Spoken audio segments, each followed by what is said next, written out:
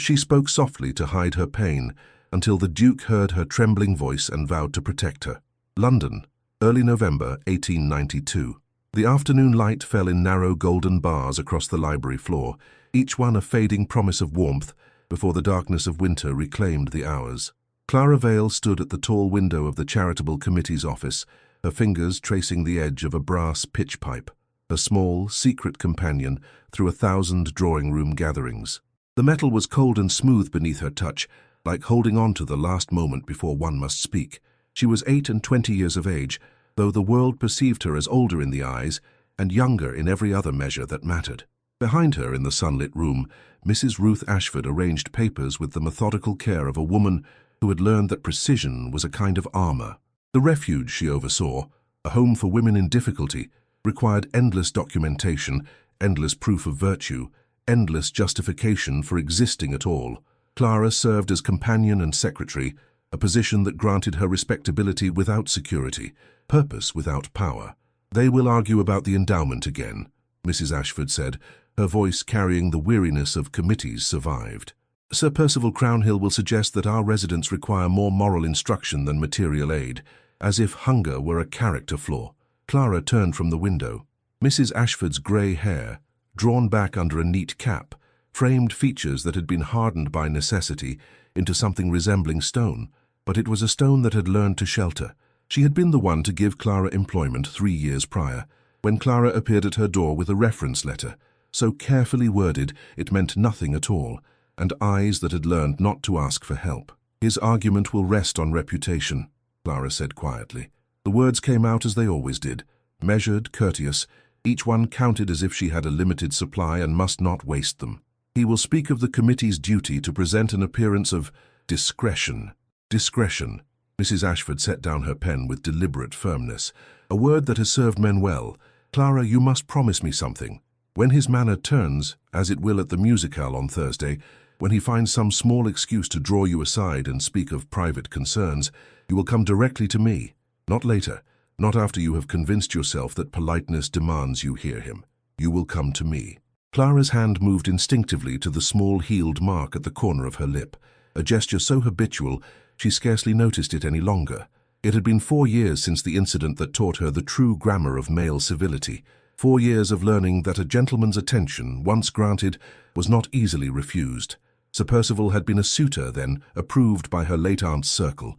He had been patient and courteous. He had spoken of his intentions with all the formal language of honor, and when she had discovered too late that his intentions had nothing to do with her wishes, she had learned what it meant to have no voice that the world would credit. The pitch pipe fell from her fingers, striking the polished floor with a small, bright sound. "I will," Clara whispered. But her voice already carried its familiar undertone, the tremor of a woman who had been taught that her own protests were the most dangerous weapon in any room, one that would inevitably be turned against her. That evening, as Clara sat in her small rented room above a draper's shop, the fog crept in at the window panes. London fog was not the gentle mist of country mornings. It was a thing alive, pressing against the glass with damp persistence, making the street lamps below appear as though they burned underwater. She lit her own small lamp and took out the correspondence that had arrived that morning. It was from the Duke of Harrowmere. The letter was brief, nearly austere in its economy of language. His Grace would be attending the charitable musicale on Thursday evening. The committee's work deserved the patronage of his presence. He hoped the event would reflect the gravity of the refuge's mission. The letter was signed with the initials only. Clara read it 3 times. Duke Edmund Harrowmere was a name that carried weight in circles like Mrs. Ashford's. He was known to be a man of reform-minded principles, one who spoke rarely, but whose word carried the force of law within his own sphere. He was recently free of certain domestic entanglements, a marriage that had ended some 5 years prior in that vague catastrophe that polite society never discussed directly, only in weighted silences. More recently, he had withdrawn entirely from the season, preferring the governance of his northern estates to the theatre of London drawing rooms. Why he had chosen to attend a charitable event for women in distress, no one could quite say. Clara set the letter aside and returned to her needlework, a simple hem on a chemise that would be donated to the refuge, work that required enough focus to keep the mind occupied, but not so much that it prevented thought. This was the balance she had learned to strike. Present enough to avoid scrutiny, withdrawn enough to remain invisible. It was the same strategy she applied to speech. The next morning, walking to the committee office through streets where fog still clung to the corners, Clara passed a group of well-dressed women leaving a tea house. One of them, a cousin of Sir Percival's if her bearing was any indication, turned her head and smiled. It was the kind of smile that was not quite a smile, more the skeletal expression of a mouth that had learned its function for social purposes. "Miss Vale," the woman said, her voice carrying with false warmth. "How industrious you are. Such dedication to your charitable work. Sir Percival speaks so warmly of your contributions." The pitch pipe, which Clara had taken to carrying in her small bag, seemed to grow heavier. "You are kind to say so, Mrs. Hartley," Clara replied, keeping her voice level as water. "I am only grateful to be of service. Of course, though I confess the refuge does attract such particular cases. Women whose circumstances are often, how shall I say, somewhat obscure in their origins. One wonders about the wisdom of exposing such individuals to the genteel society of patronage committees. Might they not form attachments, expectations?" Clara felt the familiar sensation then, the one that occurred whenever someone of social standing looked at her with something less than acknowledgement and more than curiosity. It was the sensation of being unmade, particle by particle, until nothing remained but what others decided should exist. "I believe," Clara said, and now her voice did tremble, just barely, just enough that only a very attentive listener would hear the cost of the words, "that all women deserve the opportunity to be known for their virtue, not their circumstance." Mrs. Hartley's smile did not waver. "How very noble. Do convey my regards to the Duke when you see him. It must be such an honor to receive his patronage, though one trusts he will not misplace his sympathies." The woman turned to her companions with a laugh like breaking glass. That evening, Clara sat with Mrs. Ashford in the refuge's small parlour. The radiators ticked and hissed in the corners, struggling to warm the stone walls. Outside, November rain began to fall against the windows, the kind of rain that sounded like an accusation. "There is talk," Mrs. Ashford said, not meeting Clara's eyes, "among the committee men. Sir Percival has been very concerned about our governance, about who we employ and on what grounds. He has been spreading suggestions that our staff may not be entirely appropriate representatives of the refugees' mission." Clara's hands stilled in her lap. The pitch pipe sat on the table beside her. She had brought it out to use during practice to help set the hymn that would be sung at Thursday's event. Now it looked like evidence of something she could not name. "What has he said about me?" The question emerged barely above a whisper. "Nothing specific. That is the cruelty of it, isn't it?" Mrs. Ashford finally turned to face her. "He speaks of concerns and questions, and the refuge's reputation. No direct accusation. Men of his station never make those publicly, but every word is designed to create doubt, to make others look at you and wonder what you must be hiding." Clara reached for the pitch pipe, her fingers closing around it like a prayer. "I will not give him the satisfaction," she said quietly, but even as she spoke, she wondered if this was courage or only another form of surrender, the surrender of a woman who has learned that resistance itself is dangerous, and has therefore chosen the slow, grinding suppression of her own voice as the price of safety. Thursday was approaching with the certainty of a judgment day, and Clara, despite the warmth of the radiators and the kindness in Mrs. Ashford's gaze, felt the cold seeping in, the cold that came from knowing that being seen was dangerous, and being unseen was not safety, but erasure. The days before the musicale moved with the sluggish acceleration of autumn fog burning away under an unseen sun. Clara performed her duties as always, copied correspondence, arranged flowers in the refuge's shabby drawing room, flowers that wilted more quickly each year, as though even botanical life was reluctant to dwell in this place of other people's sorrows, helped Mrs. Ashford prepare remarks for the committee, but beneath each action lay a current of apprehension so constant it had become indistinguishable from breathing. She had not seen Sir Percival since the morning Mrs. Hartley had stopped her on the street. This absence, she had learned, was often more menacing than presence. A man like Sir Percival did not disappear. He accumulated power in the spaces where no one could quite trace his hand. On Wednesday, a letter arrived at the refuge. It bore Sir Percival's seal, a crest of rather ostentatious design, featuring a man on horseback that looked, to Clara's eye, more like flight than dominion. Mrs. Ashford opened it with her usual deliberation and read it in silence. Then she set it down and pressed her palms flat against the table. "He is withdrawing his support of the endowment," she said, "unless we can provide him with written assurances regarding the character and background of our employees. Within a week." Clara felt something in her chest contract, not from fear exactly, but from the recognition of a pattern she had seen before. This was how it worked, not through violence or direct accusation, but through the slow suffocation of opportunity. Sir Percival would ensure that no reference would stand against his quiet doubts, that no respectable person would dare employ her, that eventually she would be forced into either absolute poverty or into dependency on his mercy, which would take the form of private arrangements and understandings. "My character is my own," Clara said, and now her voice did carry anger beneath the quietness. "It is not his to demand as proof." "No," Mrs. Ashford agreed, "it is not, but that will not stop him from requiring it." The evening of the musical arrived dark and rain-washed. The venue was Mrs. Constance Whitley's townhouse on a respectable square in Belgravia, a woman whose fortune derived from overseas holdings and whose conscience apparently required her to spend a portion of it on charity. The drawing room had been arranged with careful attention to aesthetics, gilt chairs set in elegant rows, a small pianoforte positioned to catch the light of the wall sconces, candles burning in the elaborate chandelier overhead. It created an atmosphere of cultivated gentility, the kind that made everything seem reasonable. Clara arrived early, as was her custom, to ensure that the musicians were settled and the program arranged.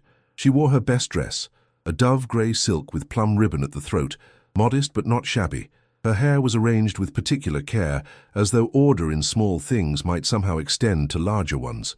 The pitch pipe was in her small beaded bag, worn thin at the seams from years of carrying such burdens. Mrs. Ashford found her in a corridor near the music room, adjusting a candlestick that needed no adjustment. "He is here already," Mrs. Ashford said quietly. "Sir Percival." "In the library with several of the committee members, there is talk of your future employment. He is suggesting that our association might harm both the refuge and your own reputation."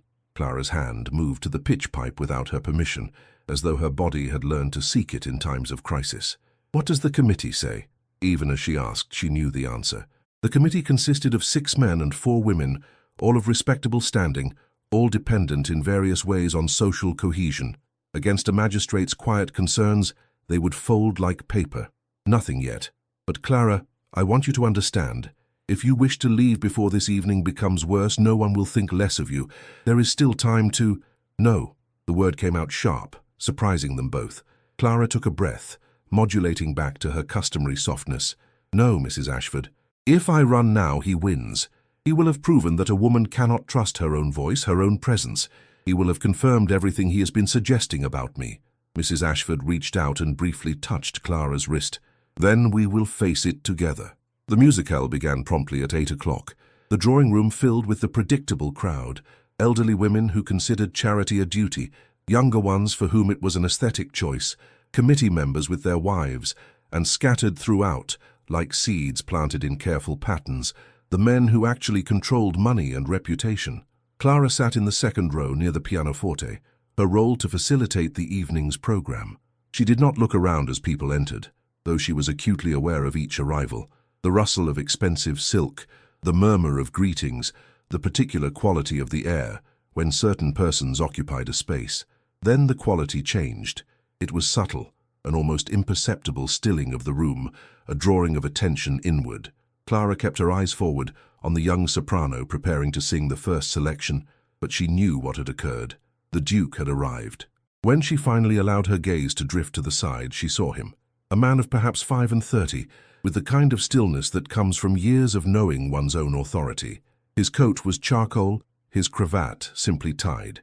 His face was composed into an expression that revealed nothing, though something in the angle of his jaw suggested he was observing far more than his pleasant demeanor would indicate. He was looking at her, not obviously, not in a way that would be remarked, but their eyes met for a fraction of a second, and in that fraction, Clara felt something shift. It was not a comfort exactly, not yet, but it was a recognition, a sense that here was someone seeing her not as a function of her role, not as a verification of their own opinions, but as a presence in the room requiring acknowledgement. Then he turned to accept Mrs. Whitley's greeting and took his seat. The soprano began to sing, a modest piece, prettily executed, emotionally appropriate for the occasion. Clara found her attention divided between the music and the awareness of the Duke's presence. His posture did not change, his expression remained neutral, yet there was something about the set of his shoulders that suggested he was attending to something beneath the surface of events. The first selection concluded with polite applause. There followed a brief interval, during which the guests rose to circulate, and this was when it happened. Sir Percival approached Clara as she adjusted the music on the pianoforte. He came with the casual manner of a man who believes himself welcome everywhere, his pale gloved hand gesturing with false warmth. "Miss Vale, how fortuitous. I have been hoping for a moment to speak with you. In private, if I may." Clara's throat tightened. The pitch pipe seemed to amplify her awareness of her own heartbeat. "Sir, I am required to attend the program, perhaps after the musical. It will only take a moment. There is a small room just through that door." He gestured toward a library that opened off the drawing room. "A matter of some delicacy concerning your employment. I would prefer not to discuss it before the entire gathering." This was the pattern she knew, the privacy he insisted on, the matter of delicacy that would contain a threat, the gentleman's courtesy that made refusal seem impossible. Clara opened her mouth to refuse, to call for Mrs. Ashford, to do anything but comply. But before she could speak, a voice emerged from behind them, deep and cutting through the moment like steel through silk. "I believe Miss Vale is required for the program. Perhaps your private matter might be addressed through the proper channels of the committee, Sir Percival, rather than in a private interview at a public function." The Duke stood perhaps 5 paces away, his expression still neutral, but his eyes had acquired the quality of ice. Sir Percival's face flushed, then arranged itself into a smile of false congeniality. "Your Grace, I did not realize you were attending to Miss Vale's schedule, a most attentive patron of our charitable work. The work," the Duke said quietly, "deserves attentive patronage, as does the reputation of those who serve it. Shall we resume the program, Miss Vale?" He did not offer his arm, did not touch her, did not acknowledge her in any way beyond the speaking of her name. Yet somehow in that single intervention, Clara felt the ground beneath her shift. She was no longer solely defined by Sir Percival's narrative. The presence of the Duke, his power, his attention, his implicit refusal to permit her erasure, had created a space where her own presence became material. "Yes, Your Grace," she said, and this time her voice held no tremor at all. The remainder of the musical proceeded without further incident, though Clara was aware throughout that Sir Percival's earlier confidence had cracked. He seated himself at the back of the room and did not attempt to approach her again. And the Duke remained and attended to every note, every word, every small gesture, with an intensity that suggested he was listening for something beneath the music itself. It was not until the final selection was concluding that Clara understood what he was listening for. It was her voice in the moment when she was required to lead the assembled company in a closing hymn. As she raised the pitch pipe and the amber light fell across her face, she felt his attention like a physical weight, and though fear remained, that ancient fear of being heard, of being noticed, of being made vulnerable through visibility, beneath it ran a new current, the current of being protected, of someone seeing her trembling and choosing not to turn away. The week following the musicale carried a quality of suspension, as though time itself had paused to hold its breath. Sir Percival made no further direct approaches to Clara, though his absence felt more calculated than retreat. Mrs. Ashford reported that the committee had received his formal withdrawal of support, accompanied by a letter so carefully worded that it contained not a single accusation, merely a series of concerns and questions that nevertheless left an impression of moral damage in its wake. Yet something had altered in the topology of the refugees' universe. The Duke had not withdrawn his patronage. If anything, it had deepened. He had visited once in the days following the musicale, speaking with Mrs. Ashford about the refugees' governance and needs. Twice, Clara had observed him in the parlour with various residents, listening to their stories with the kind of attention that seemed to honour rather than diminish them. And once, only once, he had found her alone. She had been arranging dried flowers in the chapel, a small room where the residents sometimes gathered for quiet reflection. The light through the single high window was pale November gold, and she had been concentrating so intently on the work that she had not heard him enter. "You have a gift for this," he said, and Clara startled so thoroughly that she nearly dropped the vase. "Apologies. I did not intend to frighten you." She turned to find him standing in the doorway, still in his topcoat and hat, as though he had come directly from the street, close enough to speak to, far enough to permit her dignity. "Your Grace, "I did not hear you approach." "I know." There was something in his voice, a recognition of what that meant, what it said about her habitual state of wariness. He stepped further into the room, examining the arrangement of flowers she had created. Dead things made beautiful through arrangement, she realized, a metaphor she did not entirely welcome. "Sir Percival Crownhill," he said, and the name emerged like a statement of fact, stripped of courtesy. "He has conducted himself improperly toward you. This is not a question, Miss Vale. I have made inquiries. What I require to know now is the extent of it, in order that I might address it appropriately." Clara felt the old instinct rise, the one that counseled silence, that suggested danger lived in visibility. But she found that beneath that instinct lay another, newer one, the understanding that this man was offering not possession, but witness, that he was asking her to trust him with her voice. "There was a courtship," she said quietly. "Some years passed. It proceeded with all proper forms and courtesies, but when I declined to accept certain attentions that were not appropriate to a gentleman's role, he did not accept the declination. It was arranged that I would be alone with him, and he made certain that I understood that my refusal was not a choice I was permitted to exercise, that a woman in my position had no authority over her own person, and that my protests would only result in greater harm." The Duke's hands, which had been resting at his sides, formed into fists. He did not move, did not speak, but the rage that filled the small chapel was palpable enough to make the candle flames shiver. "He was not prosecuted," Clara continued, "because something in his silence demanded she complete the confession. Because I had no one to believe me. My aunt, who would have been my protection, was already ill. And even if she had been well, what would have been the outcome? A man of his station does not face consequences, but taking what society has taught him is his by right. So I learned instead to become less visible, to speak softly enough that I might not be noticed, to exist in such a way that I could not be hurt, because I had already made myself so small that there was almost nothing there to harm." When the Duke finally spoke, his voice was very quiet. "That is over now, Miss Vale. This will not continue. He is a magistrate, a man of influence and reputation. My word against his would only—" "Your word," the Duke interrupted. And now there was something terrifying in his gentleness, supported by my authority and my name. In polite society, that constitutes an insurmountable barrier against a man like Crownhill. He will understand very clearly that any further contact with you will result in consequences far more severe than his concern about charitable donations."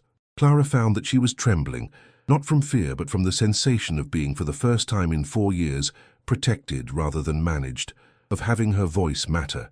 "Why would you do this?" she asked. "For a woman you scarcely know?" The Duke removed his hat, and in that gesture something was revealed of the man beneath the title.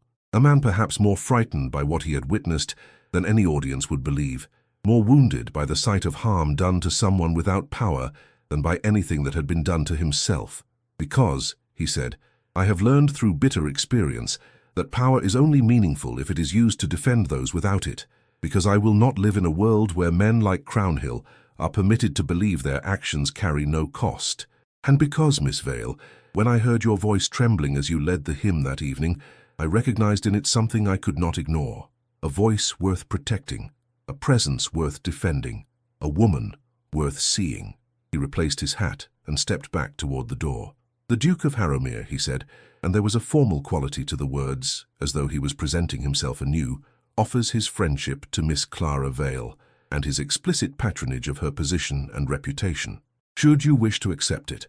After he left, Clara sat alone in the chapel as the light faded from gold to grey. The pitch pipe lay on the altar table where she had set it down. For the first time since she had held it, since it had become a talisman against being heard, she did not feel compelled to keep it close. Her voice, she began to understand, did not require a shield. It required only someone willing to listen. The reformation of Clara's circumstances occurred not with dramatic suddenness, but with the quiet inevitability of winter asserting itself over autumn. Within a fortnight of the Duke's visit to the chapel, Sir Percival's power began to dissolve like frost in sunshine. He was politely requested to resign from the charitable committee. The letter came from the Duke's solicitors and contained no accusations, merely a statement that the committee's governance would be reviewed and fresh appointments made. Sir Percival's presence, the letter suggested with impeccable courtesy, would no longer be required. More significantly, inquiries began to circulate in certain quarters, the kind conducted so discreetly that they left no trace, yet so effectively that within days 3 young women had come forward to report their own encounters with the magistrate. Not one of them would have risked speaking had they not received implicit assurance of protection.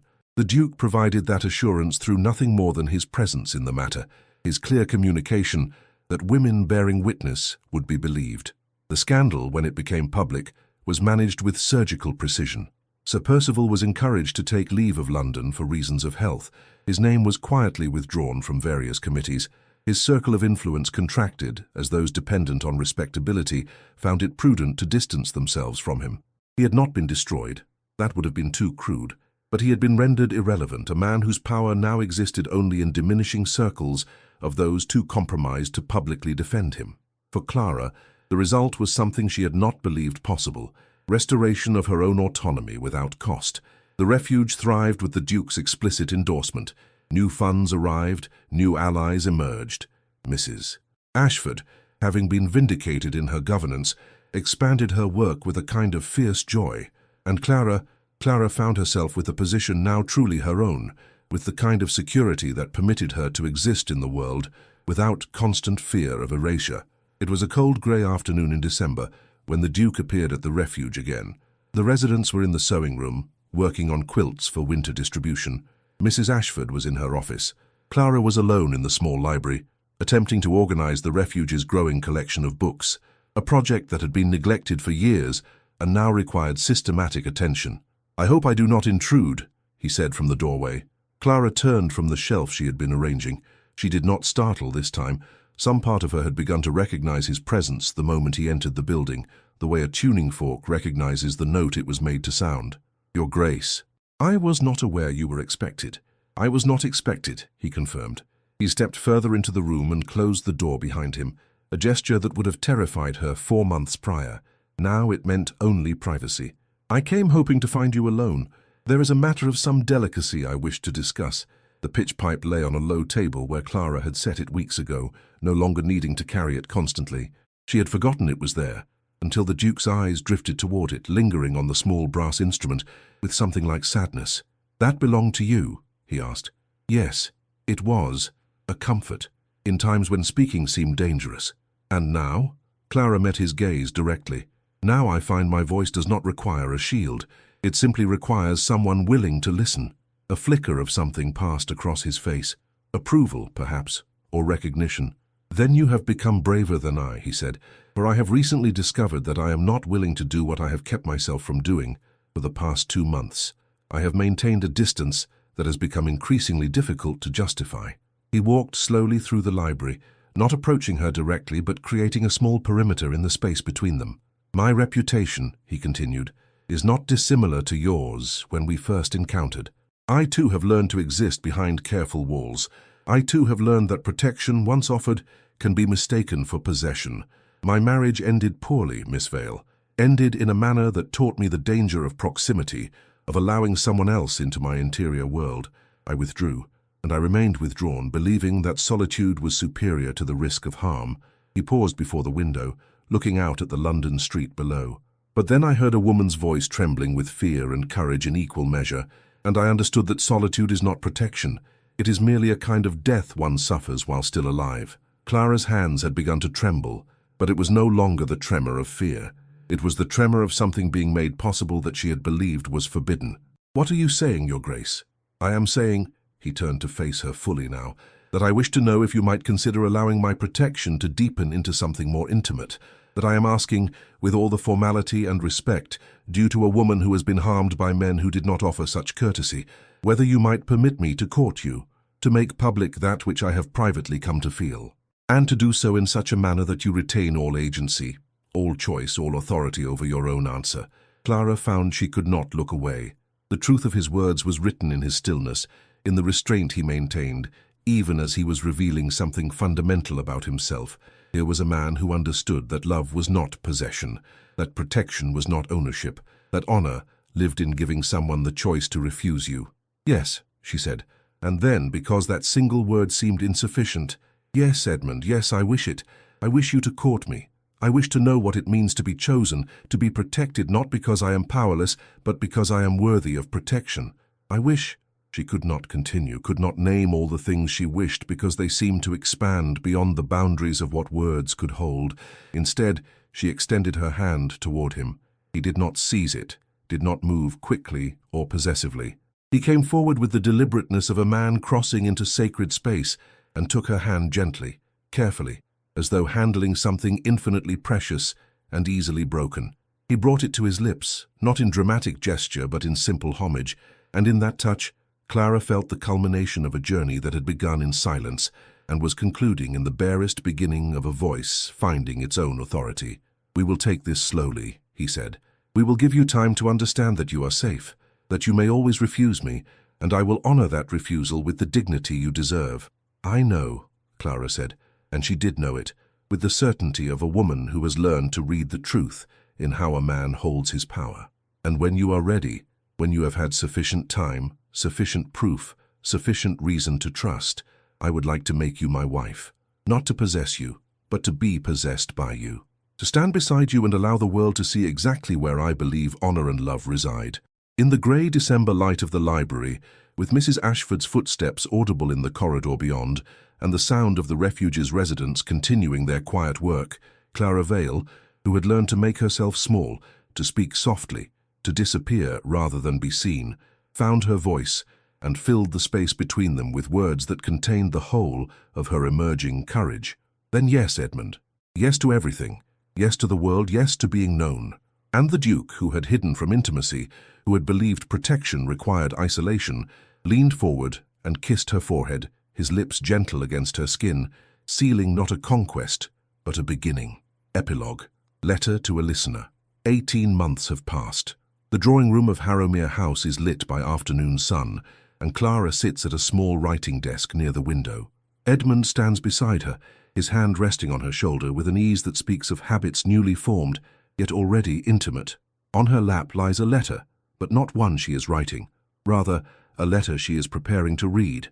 Outside, the gardens of their northern estate stretch toward distant hills, and somewhere in the house their daughter, named Ruth after the woman who sheltered Clara, sleeps through the afternoon. Dear listener, if you have journeyed with Clara to this quiet room, to this moment where a woman who once whispered her way through the world now speaks with her full voice, perhaps I might speak directly to you. I suspect there are many of you who know something of Clara's particular silence, many who have learned, through violence or coercion, or the simple cruelty of a world that teaches women to doubt themselves, that invisibility is a survival strategy. Many who have made themselves small, not by choice but by necessity. Many whose trembling voice has been met not with protection, but with dismissal. I want you to know something, and I say this not as a storyteller, but as someone speaking directly to your heart. It is not too late. The world will tell you that protection is weakness, that accepting help is surrender, that a woman who has been broken cannot be made whole. The world will tell you that men of honor are rare, that power is always corrupt, that the best you can hope for is to remain undiscovered. But I have come to believe that the world lies about this, as it lies about so many things concerning women and their value.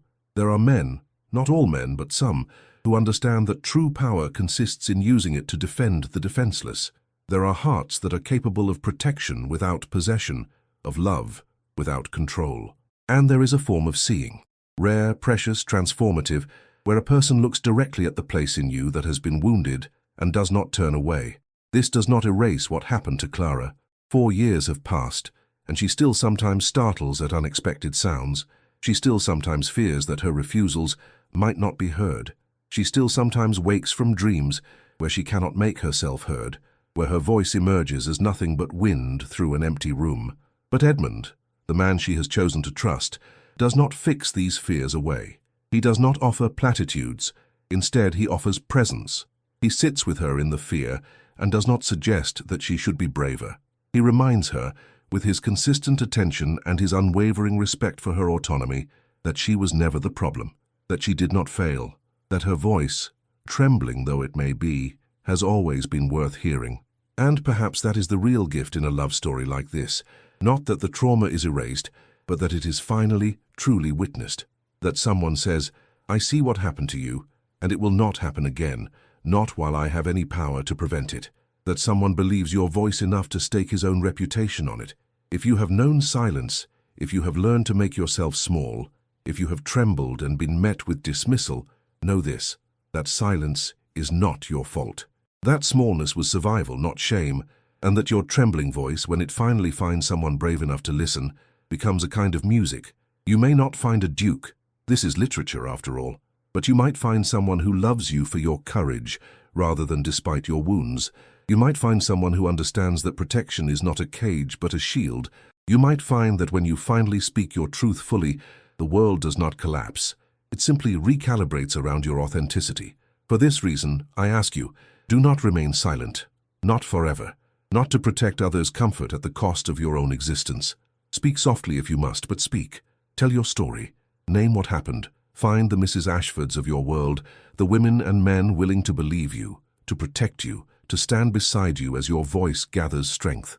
And then, when you are ready, permit yourself to be loved, not as a possession, not as a rescue, but as a woman whose voice matters, whose presence is necessary, whose story is worth telling. Thank you for listening to Clara's story. Thank you for sitting with her through her silence, her fear, her trembling voice. Thank you for the time and heart you have devoted to understanding that protection and love can coexist, that a man's strength can be revealed not in his power to dominate, but in his wisdom to shield. If Clara's journey has touched something in your own story, I would be deeply honored if you would share it with others. Tell this story to a woman who is learning to trust her own voice. Tell it to someone who fears that their wounds make them unlovable. Tell it to anyone who needs to be reminded that whispers too can become songs. And please subscribe to our channel. There are more stories like this, stories of invisible women finding visible recognition, of whispered courage becoming public witness, of love that arrives not as thunder, but as the steady recognition of being truly seen. In the heart of every woman who has spoken softly to survive, there lives a voice waiting to speak boldly to thrive. Thank you. From the Victorian Love Stories channel, with gratitude for your presence. Throughout Clara's journey, we have witnessed a truth that society often works to obscure, that the smallest voice, when heard by someone with the courage to listen, can shake the foundations of injustice. The world we inhabit still teaches women a dangerous lesson, that safety lives in invisibility, that dignity must sometimes be purchased through silence, that a woman's refusal is negotiable. Clara learned these lessons well, and they nearly cost her everything, not her life but something almost as precious, her sense of self, her trust in her own perceptions, her belief that her voice might matter. But here is what the story reveals about protection, honor, and the true nature of masculine strength. These qualities are not found in the man who takes what he wishes and calls it charm. They are found in the man who sees a woman trembling and recognizes it not as weakness, but as evidence of a profound courage, the courage to continue existing, to continue hoping, despite having been harmed. Edmund's transformation is not from cruelty to kindness, but from isolation to connection. He learns that power without compassion is merely force, that protecting oneself from intimacy is not strength, but a different kind of wound, that a woman's voice, even when it trembles, is worth more than all the silence he might purchase with his status. The real moral here speaks to all of us, regardless of gender. Honor does not consist in taking, but in giving. Protection is not possession.